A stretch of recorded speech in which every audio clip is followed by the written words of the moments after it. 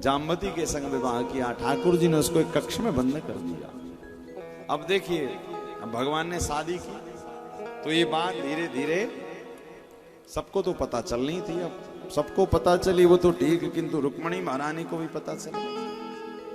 रुक्मणी से सब द्वारिका के लोग कह रहे तुम्हें पता है द्वारिकाधीश का विवाह हो गया एक और।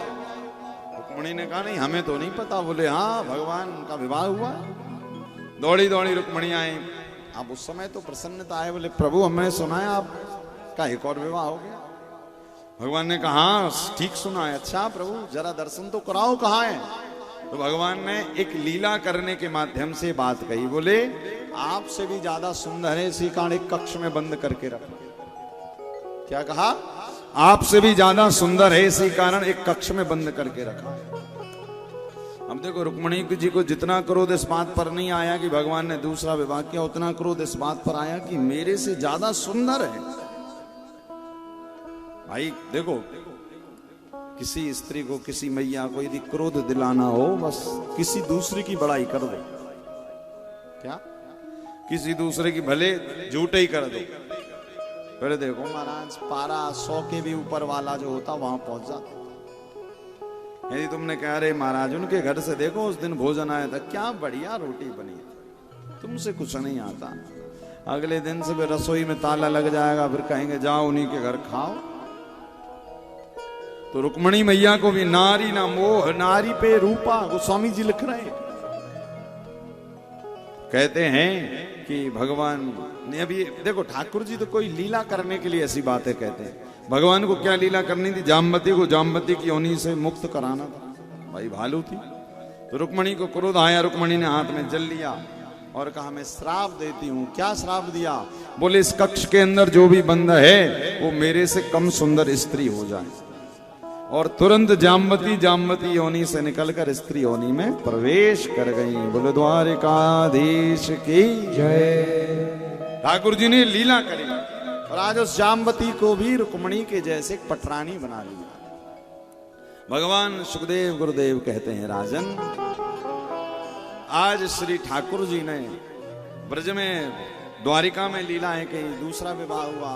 अब देखो मणि मिल गई ना, जामवती मणि लेकर आ रही, तो अब वही द्वारिका वाले जो कह रहे थे बताओ भगवान को क्या ये शोभा देता है, क्या भगवान को ऐसा करना चाहिए, चोरी करवा दी ये वो तमाम। और जब सच्चाई का पता चला तो वही दुनिया के शब्द बदल गए। क्या कहने लगे? हम तो पहले ही कह रहे थे द्वारिकाधीश ऐसा कर ही नहीं सकते। वही द्वारिका वाले जो कह रहे थे भगवान ने चोरी करवा भाई को मरवा दिया, और वही द्वारिका वाले शब्द बदल कर क्या कह रहे हैं? हम तो पहले ही कह रहे थे भगवान ऐसा कर ही नहीं सकते। भैया इसी कारण याद रखना, इसका नाम है दुनिया, जहां पर स्वभाव भी दो तरह के होते हैं। कभी हम किसी के बारे में अच्छा सोचते हैं, कभी बुरा। जहां पर दो तरह के लोग हैं, हर एक व्यक्ति के अंदर स्वभाव भी दो तरह के, तो बिल्कुल चिंता मत करना। जब कुछ अच्छा काम करो और लोग कहें तो अपने उत्साह को कम होने मत देना। तुम तो अच्छे काम में लगे रहना बस। कभी ना कभी वो समय आएगा जब तुम उस लक्ष्य पर पहुंच जाओगे।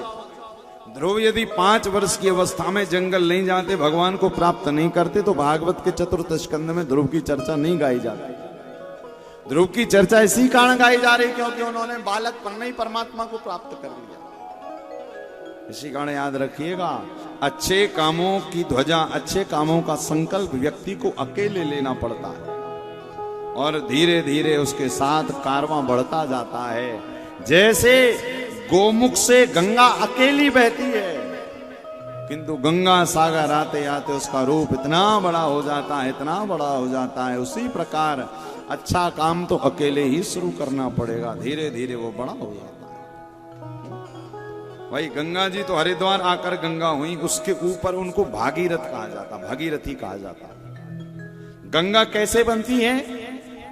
बद्रीनाथ की अलकनंदा और गंगोत्री की भगीरथी, ये दोनों मिलती हैं तब हरिद्वार में गंगा जी बनती है। और वही गंगा को फिर महादेव सिर पर धारण करते।